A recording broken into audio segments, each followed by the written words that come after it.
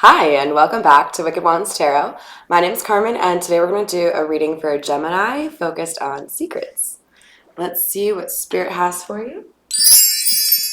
Call in Spirit with some wind chime time. Let's see. I'm going to start off with the Santa Muerte deck for you, Gemini, and we'll identify the people that are involved in this story. And then we'll use another tarot before we jump over to the Hidden Truth Oracle, and that'll be where the secrets actually come up. And then I'll wrap it up with the Romance Angel Oracle deck. I hope your day is going well so far and that you're enjoying the weather. Ooh, what a cool way to start. Okay, so we've got the Ten of Pentacles. A beautiful card. I think most people agree that butterflies are gorgeous, but it's a green one with some skeleton bones stuff going on, so that's cool. And then we've got the Two of Cups. So basically, those two cards coming out together represent what everyone wants in life. The ability to live without having to check your bank account. So Ten of Pentacles is like generational wealth. And then Two of Cups is quite often like a soulmate card. It can, in some other decks, be a little bit more platonic, maybe just suggest like a business partnership or a really close friendship. But in this deck, you can tell it's much more lovey-dovey. All right. So... I don't think I ever noticed before. She's actually like reaching, or the smaller one anyway, is reaching inside the other one's like sternum or rib cage to get to the heart. So very touching. What a great start to the reading. All right, what else do you have for Gemini? Gotta have some secrets here somewhere. Another butterfly and another 10. 10 of Swords. So there's a burden here that is about to be put down. That sounded real deadly, but like the 10 of, I just want to make sure I read that quickly. Okay, so that's more of a 10 of Wands. I meant to say 10 of Swords. So 10 of Swords, you know, it's not a very pretty card because we're talking about somebody who probably feels a little bit run over, a little bit betrayed or neglected. Something along those lines where they're really in need of some TLC. But with 10-10 right next to each other, I'm going to go ahead and say this is the end of some pretty difficult times for you, Gemini. So I want you to focus on what lies ahead. Divine timing. I love this card. So we've got to keep in mind for this particular situation here, Gemini, that there were some difficult things, maybe obstacles or tests that needed to be completed before you could get to the good stuff. So you might be feeling tired, you might be feeling overwhelmed, you might be stressed. I want you to take a deep breath and just focus on what's ahead of you because you've made it, okay? You're here. What else do you have for Gemini? Ooh, I like that. So we've got the King of Wands coming out. And in this particular deck, I think what is most notable is all of the red. So I don't know. We've got red coming out here as well. I don't know if red means something. I'm also wearing red, which is kind of uncharacteristic of me. So I feel like it's important to someone out there. If it is, do me a favor and leave a comment. We've got this King of Wands here who could be a fire sign or have some fire in their chart. Otherwise, they are embodying the King of Wands energy, which is a very like go-getter kind of energy. It can be kind of flighty or a little bit immature or reckless, but the main point would be this is somebody who is focused or very passionate about something, and they're not going to be stopped easily, if at all. And then we've got the Six of Swords. This card is about moving to smoother waters. So just like I said earlier, you guys, 10-10. We've got an end of a cycle here. It has been difficult. It's been arduous. You probably got a little sweaty. But the important thing is you are headed to a better situation. So hold tight. All right, I didn't actually mean to take more cards from this deck, but it's so funny. I saw this card. It peeked out at me, so I know it wants to make a message happen here. So we've got the Five of Wands.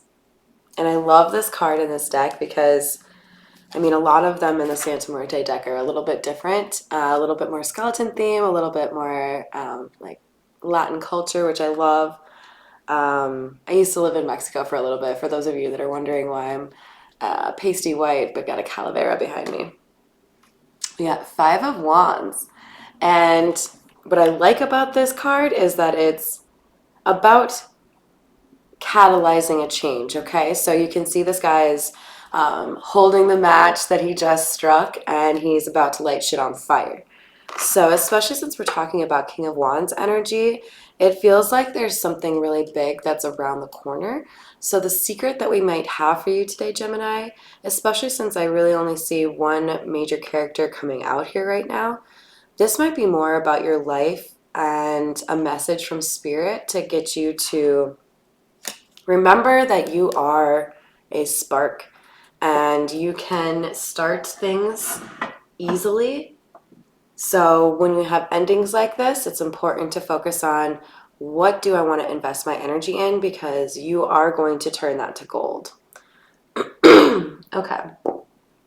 So the next one we're going to use is the Edgar Allan Poe, and I smile every time now because I remember the one time I called it Edgar Allan Toe. But let's hear more about this King of Wands, please, for Gemini. Ah! You guys, that's like half the deck.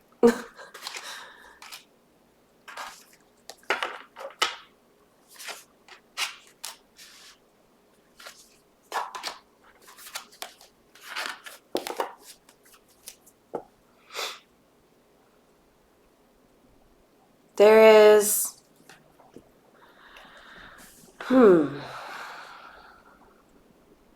There is a happiness and a wish fulfillment found within a relationship here, a serious relationship, that is keeping someone up at night. So inevitably, it would appear that in this relationship, there is something that needs to be said. So the first card that I drew was the Nine of Cups. This is about wish fulfillment. So I believe that's clarifying for us what the King of Wands is looking to accomplish. This King of Wands energy is striving and working very hard to get to happiness. Now, there could be a specific facet of happiness that they're looking to achieve. Call it love, call it career, call it family, friends, whatever it is. But there is something specific here that this King of Wands is focused on and trying to figure out how to achieve, but it is causing some restlessness, some difficulty sleeping. And the Four of Wands is what makes me feel that it pertains to a pretty serious relationship.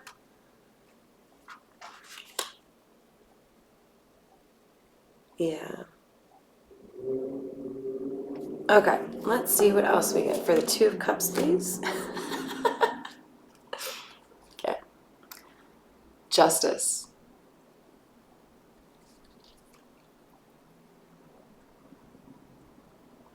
It landed on my heart, so I'm going to go ahead and say that because we're also clarifying the Two of Cups where there's some heart action going on in there.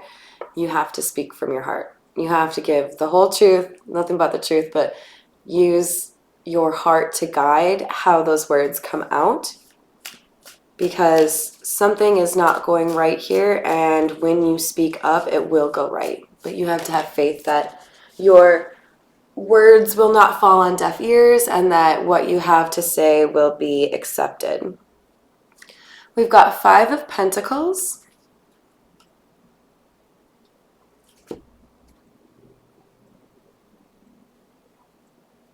There's a fear of being left out in the cold, that somebody will lose their head. So I think whatever this secret is, there's a potential that the person who is not aware of it would be pretty upset. But with this moving to smoother waters, I'm not sure that's correct. I think the real problem is keeping someone in the dark. Eight of Swords is about, in the Rider-Waite, it's about, or it shows a woman who's blindfolded standing in front of a line of swords. It's not a very good feeling. It's feeling like everyone's abandoned you, you're on your own. So I think in this situation, it's important to remember that sometimes our fear is the worst part of the whole situation. And when you speak from the heart, no one can really say jack about it, because you are sharing how you feel, and no one is more of an expert in terms of how you feel than you. So we're going to switch over to the Hidden Truth Oracle. This is where those delicious little secrets are. But one thing I will kind of change is my usual routine for cards that flip over but do not fall out is to consider them hidden energy. But this is all hidden energy, so I will take anything that falls or flips over for this one. What do you have for Gemini, please? What's funny is I've only given that disclaimer to the signs where it actually did do a flip over instead of like fallout. I think that's funny. I feel you even though we are apart.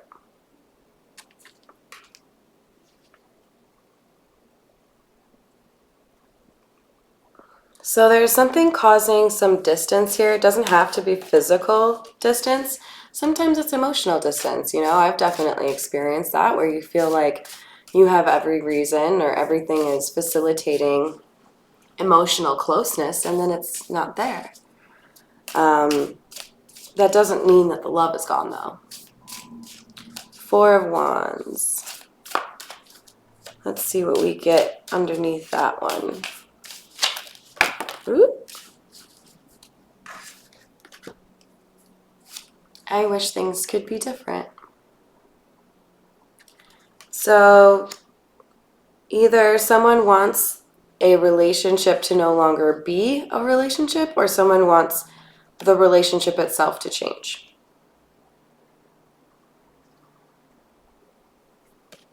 It was my fault, but I blamed you.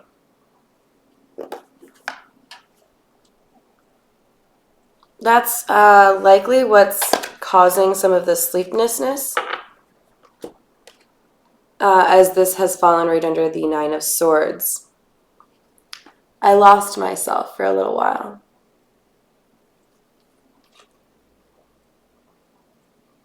I don't know if anyone's hearing Radiohead like I am, but it's easy to lose who you are when you are unwilling to speak up for yourself. Don't lose yourself by refusing to speak up for yourself.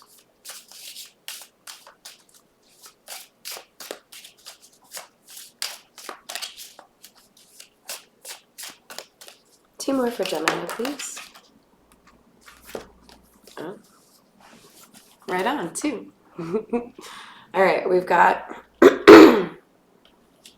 I hid who I really am from you.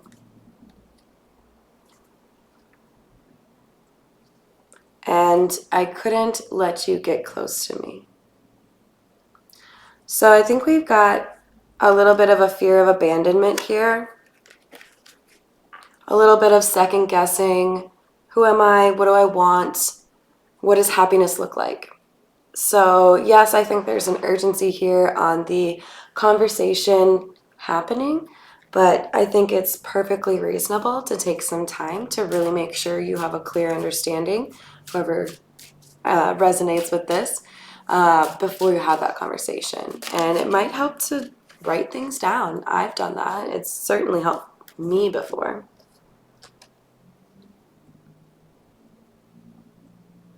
So some of you may be holding on to energy from a past relationship as we've got Release Your Ex coming out. If you've got trauma or any kind of like negativity associated with relationships as a result of a traumatic past relationship, that can cause problems in your current relationships. So it's really important to find a way to get that out, release it. Ideas could be writing a letter and burning it. I always love burning stuff. Or people like the letter in a bottle thing. I don't know. You got to get a little bit creative, but there's also a candle magic trick where you can buy like a smaller candle, pop it into one of these little bad boys, let it burn the whole way down, and as you're lighting it, put your intent into this. So, okay, if I'm trying to get rid of anger that I have towards a friend, I might say, I release all of the anger I feel towards Amy. I said Amy because of that stupid Amy's Baking Bistro or whatever. I watched a little bit too much Gordon Ramsay last night. Anyways, you put that intent into the candle, you say it as you're lighting the candle, and then you let the candle burn all the way out. Safely, of course, we don't want any fires here. Separation. Time apart from your partner is on the horizon. So don't get too crazy with that. That doesn't necessarily mean that if you're in a relationship, your relationship is going to end. But I think it's important to keep in mind that if there's going to be some distance, some physical distance between you and somebody who's very important to you, and there's something important that you need to say to them, it's probably best for you to do that before you have time away. Maybe you're going on vacation or going to visit the family. Whatever it is, it feels like the best solution for you would be to try to figure your shit out and have the conversation before you have the separation.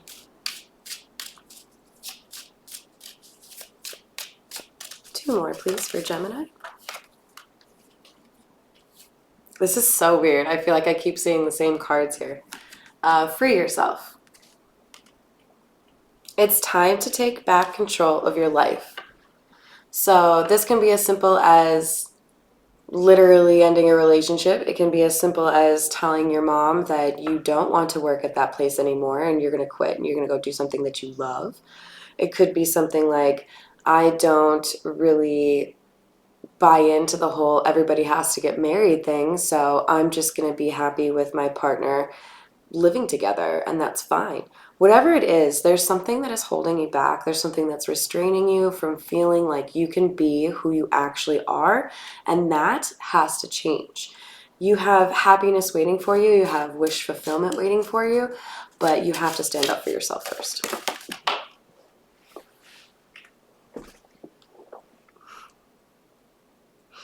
Oh, I just got the chills. So this says love yourself first, and I think that's very similar to what I was just lecturing you about.